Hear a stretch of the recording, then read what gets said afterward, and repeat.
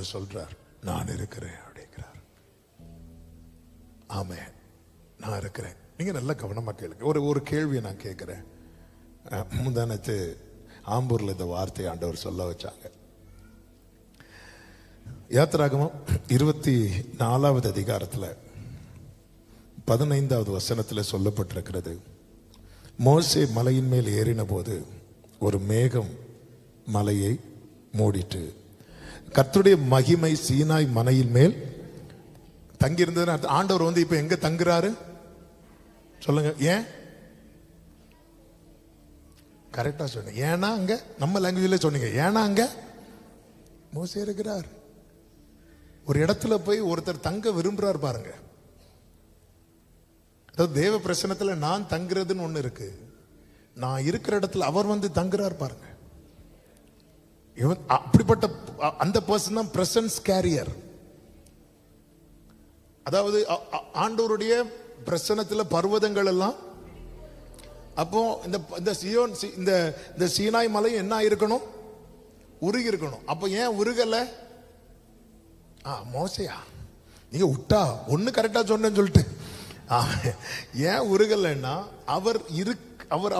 அவருடைய வல்லமையை குறைச்சு இறக்குறார். அவர் இருக்கிற வண்ணமா இறங்கினா அந்த பருவதெல்லாம், அதாவது அவருடைய பிரசனம் இருக்கிற வண்ணமா நம்மளால தாக்கு பிடிக்க முடியாது. ஆனா ஒருத்தன் ஏறும்போது, ஒருத்தன் ஏறான் பாருங்க, தேடுறான் பாருங்க. ஆமா, அவர் ஆண்டவர் தங்கி இருக்கிறார். சில சொல்லுவாங்க தெரியுமா, இவங்க இருக்க வீட்டுல என்னால இருக்கவே முடியாது. இப்படி ஆண்டவர் எத்தனை பேரை சொல்லி போயிருக்கிறாருன்னு தெரியல. ஒரு பரிசேயன் வந்து ஜோம் பண்ணுவோம், ஆலயத்துல உலாவிட்டு இருந்த ஆண்டவரை விரட்டி விட்டுருவோம். அவர் வாசல்ல போய் நிற்பார், பார்த்தா ஒரு ஆயக்காரன் உட்காந்துருப்பான். அவன் பக்கத்துல வந்து நின்று சொல்லுவார், அதோ அண்ணா இருக்கிறான் பாரு, அவன் இல்ல இவனே அப்படிம்பார். சிலர் ஜோம் பண்ணி பிசாசு துரத்துவாங்க, சிலர் ஜோம் பண்ணி ஆண்டவரையே துரத்திடுவாங்க. அதான் எபேசு சபையில குத்துவிளக்கு நடுவில் உலாவிட்டு இருந்த ஆண்டவர் லவோதிகேயா சபைக்கு சொல்லும் போது, துறப்பியா இல்லையா, இதோ வாசல் படி நின்று, நம்ம அதை ஏதோ புறஜாதிகள்னு சொல்லிட்டு இருக்கோம். அது சொல்லிட்டு சொல்லுவார், ஆவியானவர் சபைகளுக்கு சொல்லுகிறதை, ஆண்டவரே சர்ச்சில் இடம் இல்லைன்னு சொல்லிட்டாங்க, ஆண்டவரே எனக்கே இடம், நாம வெளியே நின்று நான் தட்டிட்டு இருக்கிறேன். ஆமே, பிரச்சனை தங்குது. மோசே வரான். இப்போ நான் கேட்கிறேன், நம்ம என்ன பார்க்கிறோம் தெரியுமா? மோசே மலை மேல ஏறினது அது சாதாரண விஷயமா, பெரிய விஷயமா? தரையிலிருந்து மலை தூரமா, மலை தரையிலிருந்து மலை ஏறுற இருக்குல்ல அது தூரமா, இல்ல வானத்திலிருந்து கீழே இறங்குறது இருக்குல்ல எது தூரம்? அப்ப யார் ரொம்ப ரிஸ்க் எடுத்தது? நம்ம ஏதோ ஒரு 1 hour எழும்பி ஜோம் பண்ணது பெரிய சாதனையா பார்க்கிறோம். அவர் இறங்கி தங்கி இருக்கிறார். 6 நாள் தங்கி இருக்கிறார். 7வது நாள் தான் பேச ஆரம்பிக்கிறார். ஏன் தெரியுமா 6 நாள் பேசாம 7வது நாள் பேசுறார்? ஃபர்ஸ்டே பேசின போனை வச்சுட்டானா? அவன் கொஞ்சம் மெதுவா பேசுவோம், வெயிட் பண்ணு மெதுவா இரு. என்ன ஆண்டவருங்க, அவர் இதை விரும்புறாருங்க. ஆண்டவர் இதை ரொம்ப விரும்புறார். ஆமே, நீங்க இருக்கிறது மொத்தமா ஒரே ரூம் தான் உங்க வீடா இருக்கலாம். அந்த ரூம்ல தான் ஒரு சைடு கிச்சன், அந்த ரூம்ல தான் நீங்க சாப்பிடுறீங்க, நீங்க தூங்குறீங்க, ஒரு ரூமா இருக்கலாம். ஆனா ஆண்டவரை தேடுறதுக்காக நீங்க ஒரு ஸ்டெப் எடுத்து வச்சீங்கன்னு வைங்களேன், அவர் தூரம்லாம் அவருக்கு ஒரு விஷயமே கிடையாது. உண்மையாய் தம்மை தேடுகிறவர்களுக்கு, நோக்கி கூப்பிடுகிறவர்களுக்கும் அவர் எப்படி இருக்கிறார் தெரியுமா? சமீபமா இருக்கிறார். அப்ப இப்படி தங்கி இருக்கிறது, தேவ பிரசன்னத்துல தங்கி இருக்கும் போது இந்த மோசே யோசுவாவின் ட்ரெயின் பண்றார். பக்கத்திலேயே இருந்து பார்க்க வைக்கிறார். ஆரோன் யோசுவாவை கூட்டிட்டு போகல, மோசையை வந்து கைட் பண்றதுக்கு அல்லது யோசுவாவை கைப்பிடித்து பழக்க வைக்கிறதுக்கு அந்த கூட்டத்துல எத்தனையோ பேர் இருந்தாலும் மோசை இல்லைன்னா யோசுவாவை யாருமே கைப்பிடிச்சு பழக்க மாட்டாங்க. வாங்கி கொடுப்பாங்க. சிலர்லாம் பொருள் வாங்கி கொடுக்கறதுல, நாங்க தான் வாங்கி போடுறோமே, நாங்க தான் வாங்கி கொடுக்கறது வேறங்க, ஆமா ஊட்டி கொடுக்கறது வேற. ரெண்டுக்கும் நிறைய வித்தியாசம் இருக்கு. ஒரு பிள்ளைக்கு சாப்பாடு கொடுக்கறது வேற, சாப்பிட வைக்கிறது வேற. ரெண்டுக்கும் நிறைய வித்தியாசம். நான் தான் வாங்கி கொடுக்கணும். சிலர் ரூபா பிறகு வீட்டில், உனக்கு தான் மாசம் மாசம் வாங்கி போடுறேன்ல, இதுக்கு மேல நீ என்ன வேணும்? இவர் டோர் டெலிவரி பாயா? அது ஆர்டர் பண்ணாலே வாங்கிட்டு வர, அதுக்குன்னு இவர் ஒரு ஆமே. அந்த மோசேக்கு வந்து இந்த பர்சன் லைஃப்ல மிஸ் ஆயிட்டு. என்ன இப்படி ட்ரெயின் பண்ண, என்ன இப்படி பழக்க வைக்க, என்ன அப்படி பிரசன்னத்துல கொண்டு உட்கார வைக்க.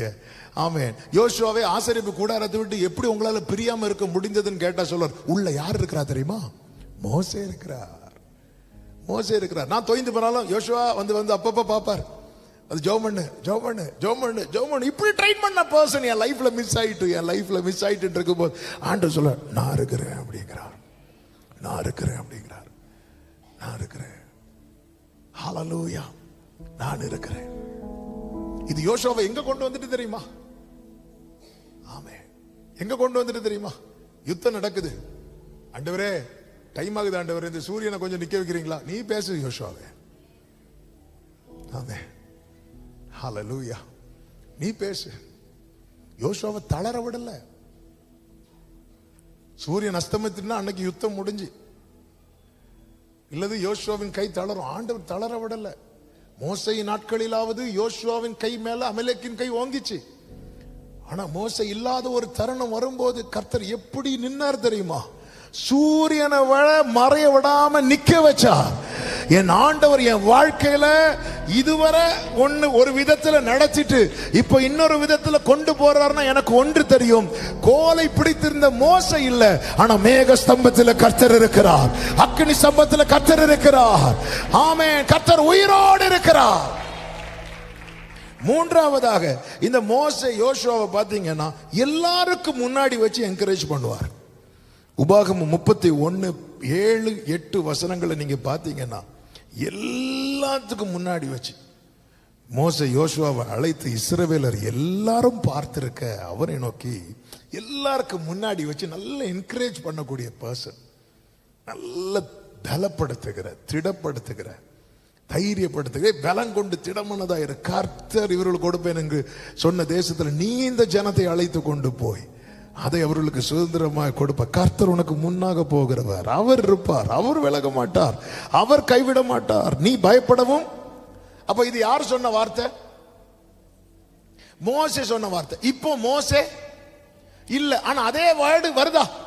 யார் சொல்றா? அது அர்த்தம் என்ன? யோசுவா உன் லைஃப்ல மோசே இருந்த ஸ்தானத்துல இப்ப யார் இருக்கிறா தெரியுமா?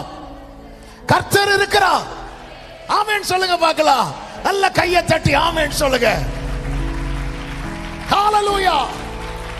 இது மோசே சொன்ன வார்த்தை. அவர் யாரா இருக்கிறார்? உன் அப்பாவை ஃபீல் பண்றியா? நான் இருக்கிறேன்.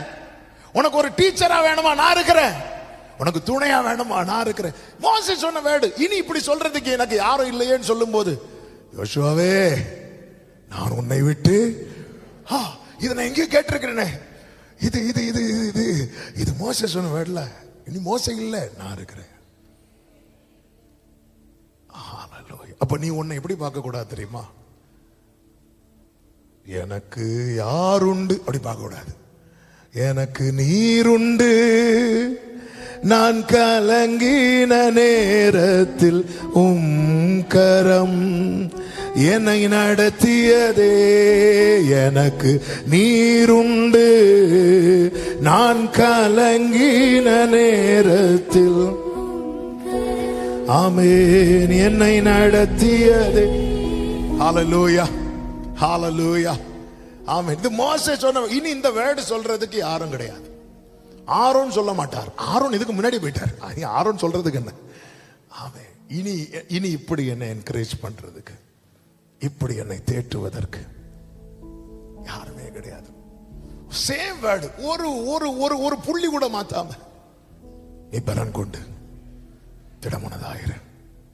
நான் உன்னை விட்டு ஒன்னே ஒன்னு எக்ஸ்ட்ரா ஆட் பண்ணியிருப்பார். என்ன தெரியுமா? நான் மோசையோடு இருந்தது போல. அதன் அர்த்தம் என்ன? மோசே உனக்கு எல்லாம் செஞ்சான்னு நினைச்சியா? நான் மோசையை வச்சு உனக்கு செஞ்சேன், இனி நானே உனக்கு செய்ய போறேன். ஹல்லேலூயா, ஹல்லேலூயா. நான் இதுவரை மோசையை வச்சு உனக்கு செஞ்சேன், இனி உன் வழிகளில் எல்லாம் உன்னை காக்கும்படிக்கு உனக்கு இதுவரை தூதரை வச்சு செஞ்ச ஆபத்தில் நான் இனி நானே செய்ய போறேன். யாக்கோவே, பெத்தேல்ல தூதர்களை இறக்குனேன், தூதரை வச்சு செஞ்சேன். பெனியல்ல நானே இறங்கி வந்தேன். இப்ப தெரியுதா, சில மலைகளை கர்த்தர் விளக்கினதும் சில பர்வதங்களை கர்த்தர் நிலைப்பெயர வைத்ததும் எதற்கு தெரியுமா? உடன்படிக்கையின் தேவன் உண்மையில் பிசகாதவர். உடன்படிக்கையின் தேவன் உண்மையில். ஹல்லேலூயா. ஆமென். பாவம் பசங்க தேடி தேடி கஷ்டப்பட்டு இருக்க. டி மைனர் கொடுப்பா. தாவீதுக்கு நான் என்று சொல்லி சொன்னதை நிறைவேற்று. என் தாவீதுக்கு நான் ஆமென் என்று சொல்லி சொன்னதை கைகளை உயர்த்தி மறவாமல் நினைப்பவரே இயேசையா. ஆண்டவரே, எனக்காக ஜெபிக்க யாரும் இல்லப்பா, நான் இருக்கிறேன். என்னை ஜெபத்துல நடத்த யாரும் இல்ல ஆண்டவரே, நான் இருக்கிறேன். என்னை என்கரேஜ் பண்ண தூக்கி விட நான் இருக்கிறேன். ஆமென். இதெல்லாம் மோசே செஞ்சாரு நினைச்சிட்டு இருக்கிறியா யோசுவாவே? மோசைய வச்சு நான் செஞ்சேன். ஹல்லேலூயா. தாவீதே, சாமுவேல் உன்னை அபிஷேகித்தான் நினைச்சிட்டு இருக்கிறியா? சாமுவேலை வச்சு நான் பண்ணேன்.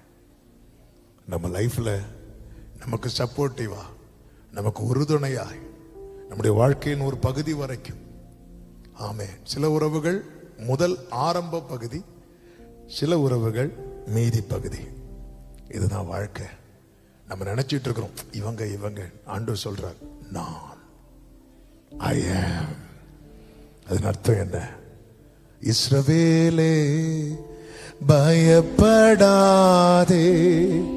நானே முந்தே உன்னை நானே தெரிந்து கொண்டேனே. உன் பெயர் சொல்லி நான் அழைத்தேனே. உன்னை ரப்ரதனா மாமரே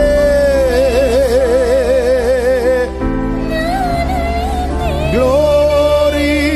ஒருபோதும் நான் கைவிட மாட்டேன், கைவிட மாட்டேன். ஒருபோதும் நான்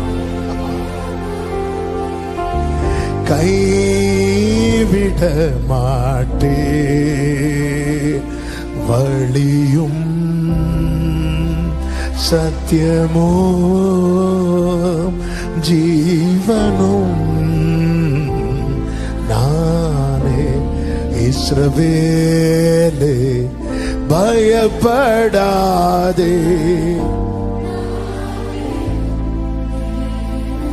ஹல்லேலூயா.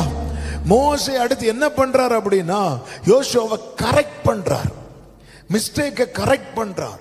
என்னாகமம் 11வது அதிகாரம் 28, 29 வசனத்துல அப்ப மோசே அதுக்கு முன்னாடி ரொம்ப ஃபீல் பண்ணி, ஆண்டவரே நான் ஒருவனா இதை தாங்க கூடாதப்பா. அப்ப சொல்லுவார், ஆண்டவர் சொல்ல, நீ ஒரு 70 பேரை தெரிந்தெடுத்துக்கோ, உனக்குள்ள இருக்கிற அந்த ஆவியை நான் எல்லாருக்கும் பகிர்ந்து கொடுப்பேன். அப்படி சொல்லும் போது எல்லாரையும் வர சொல்லுவாரு. 2 பேர் மட்டும் வராம இருப்பாங்க, எல்தாத்தும் மேதாத். அந்த 2 பேரும் வராம பாளையத்தில் இருந்துருவாங்க. ஆவியானவர் இறங்கும் போது வந்தவங்க மேல மட்டும் இறங்காம அந்த 2 பேர் மேல இறங்குவார். உடனே யாருக்கு கோவம் வரும் தெரியுமா? யோசுவாவுக்கு கோவம் வரும். யோசுவாவுக்கு கோவம் வரும். ஆமே. நேர மோசேட்ட வந்து சொல்லுவார், அவங்களும் பேசிட்டு இருக்கிறாங்க ஆவியில நிரம்பி, அதை ஸ்டாப் பண்ணுங்கன்னு சொல்லும் போது மோசே சொல்லுவார், நீ எனக்காக வைராக்கியம் பாராட்டுகிறாயோ அப்படின்னு கேட்பார். அந்த இடத்துல கரெக்ட் பண்றார். இப்படி இருக்கு, நீ எனக்காக வைராக்கியம் பாராட்டக்கூடாது. ஆமே, நீ அவருக்காக தான் வைராக்கியம் பாராட்டணும். நீ எனக்காக வைராக்கியம் பாராட்டினா நீ ஏன் ஒரு குரூப் ஈசத்தை உருவாக்கிடுவ? யோசுவா, அதாவது நம்மளை கரெக்ட் பண்றதுக்கு ஒரு பர்சன் இனி இல்லைன்னு வரும்போது அது யோசுவால தாங்க முடியல. நீதிமான் என் தலையை தயவாய் கொட்டட்டும். அது எனக்கு எப்படி இருக்கும் தெரியுமா? எண்ணெய் போட. உண்மையான நீதிமான் எப்படி கொட்டுவாரு? தயவா கொட்டுவார். வேற யாரும் தலையிலும் கொடுத்துடாதீங்க, பிறகு எண்ணெய் போட வேண்டி இருக்கும். நீதிமான் கொட்டினா எண்ணெயை போல இருக்கும். வேற யாராவது கொட்டினா சிலர் இப்படி ஆலோசனைங்கிற பேர்ல கொட்டி இங்கெல்லாம் வீங்கி வருவாங்க. என்னாச்சு? அது எங்க பாட்டி எங்களுக்கு ஆலோசனை சொன்னது, எங்க தாத்தா எங்களுக்கு ஆலோசனை சொன்னது, அது எங்க பெரியப்பா வந்து ஆலோசனை சொன்னது. இந்த பக்கம் 2 ஸ்டிச். ஆமா, சிலர்லாம் ஆலோசனை கொடுக்கறது ஃபுல்லா தலை வீங்கி இருக்கும். நீதிமான் என் தலையை தயவாய் கொட்டுட்டு மோசே கரெக்ட் பண்றார். நம்ம லைஃப்ல சில மரம் ஓங்கி வளர்கிற மரத்தெல்லாம் நீங்க பாத்தீங்கன்னா அது ஆரம்பத்துல அது சைடுல கிளைகள்லாம் என்ன செய்யப்பட்டிருக்கணும் தெரியுமா? வெட்டப்பட்டிருக்கணும், இல்லைன்னா வளராது. அதுக்கு அதனுடைய மேன்மையை ஓங்கி வளர்றதும். ஆனா வெட்டப்பட விட அந்த ஒரு குறிப்பிட்ட காலம் வரைக்கும் அதை செதுக்கி விடலைன்னா அது வளராது. ஆமே, என் லைஃப்ல நம்ம லைஃப்ல வந்து யோசுவா இதை மிஸ் பண்றார். ஆனா ஆண்டவர் வந்து அந்த ரோல் எடுத்தார். எரிகோ பட்டணத்துக்கு பிடிச்சதுக்கு அப்புறம் அடுத்து எந்த பட்டணத்துக்கு போவாங்க அப்படின்னா ஆயிங்கிற பட்டணத்துக்கு போவாங்க. அந்த இடத்துல உண்டான மிஸ்டேக்கை வந்து இவர் கரெக்ட் பண்றார். ஆண்டவர் சமூகத்துல விழுந்து கிடக்கிறான். ஆண்டவர் சொல்ற, நான் அவனை வர முடியாது போ. ஏன் ஆண்டவர்? அப்ப ஆண்டவர் சொல்றாரு, இப்படி இப்படி இருக்கு பாரு. கரெக்ட் பண்றார். அந்த கரெக்ஷன் ஆண்டவர் செய்ய வைக்கிறார்.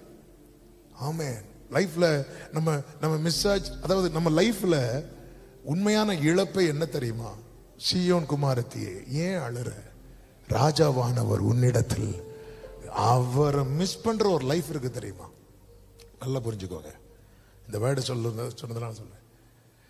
ஆண்டவர் நம்ம மிஸ் பண்ணிட்டோம்னா மோசே இருந்தாலும் நமக்கு பேர்டனா தான் இருக்கும்.